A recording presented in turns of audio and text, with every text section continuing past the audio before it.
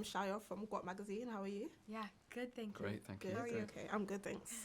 Could you please just introduce yourself and the characters you play in Black Mirror? I'm Mhya'la and I play Pia. And I'm Sam and I play Davis. Amazing. Okay, so I wanted to ask, as actors, obviously, Black Mirror is, a huge phenomenon. It is kind of one of those shows that pushes the boundaries of creativity and imagination. So how did you prepare to kind of be a part of this show?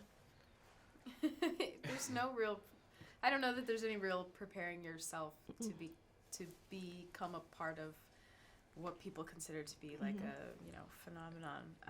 You just take it in stride. I mean, a lot of gratitude, really. I'm just very grateful to have been invited into the fold. Yeah.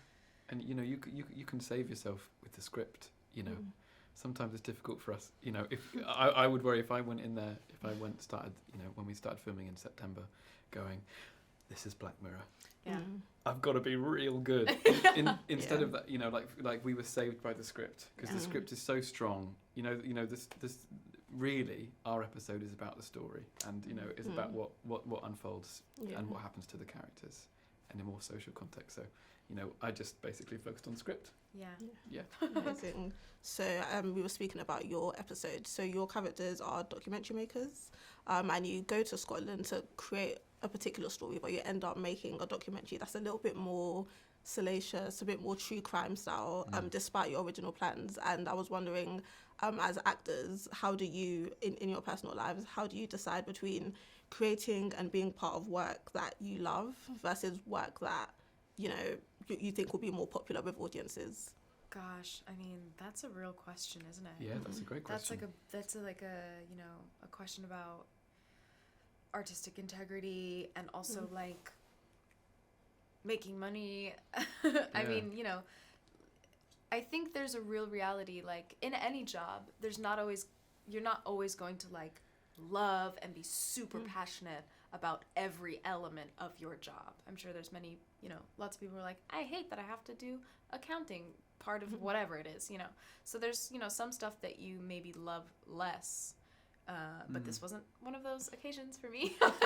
This was a dream come true. Yeah, it's a really difficult question.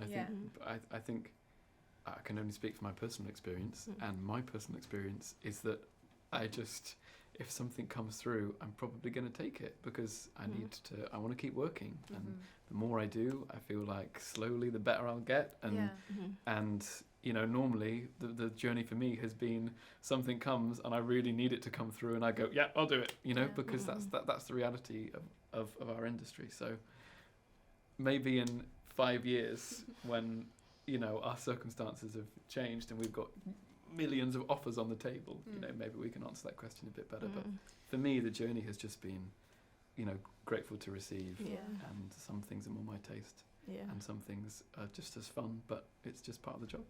I think the reality as well is like we get paid to make art, which is a gift in and of itself, regardless 100%. Of what it is. Like I feel like I'm one of the lucky ones. I get to do a fun thing for work that like takes me all over the world, and I get to meet a bunch of new people and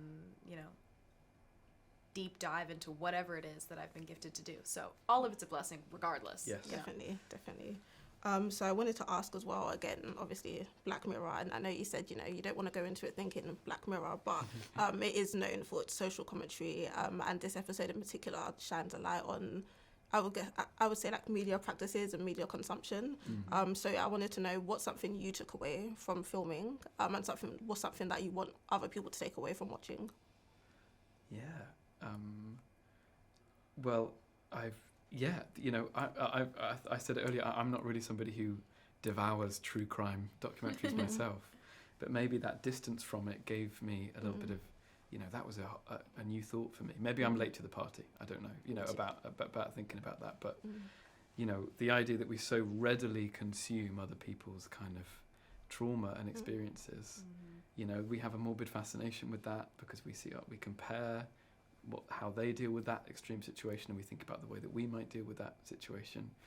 But just the fact that we commercialize that and that we make money from that, and the big ethical questions about the way that you can do that in an ethical way, and what that is really for, really. Yeah.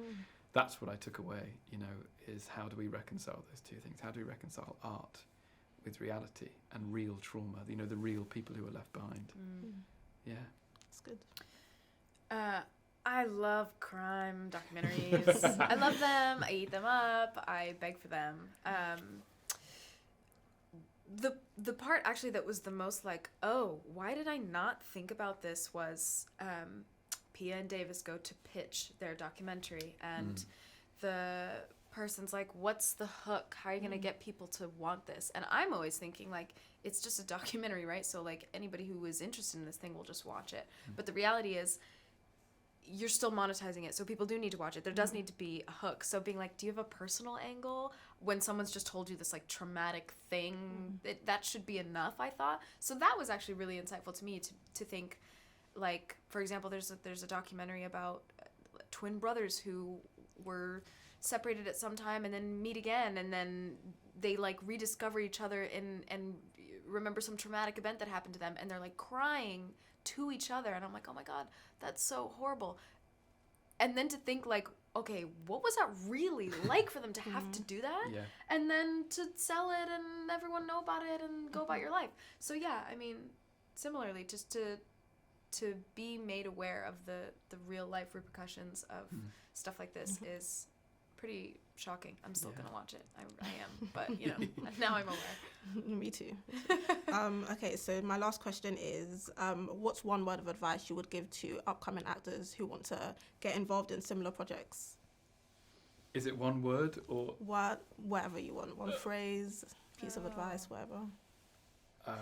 Never give up.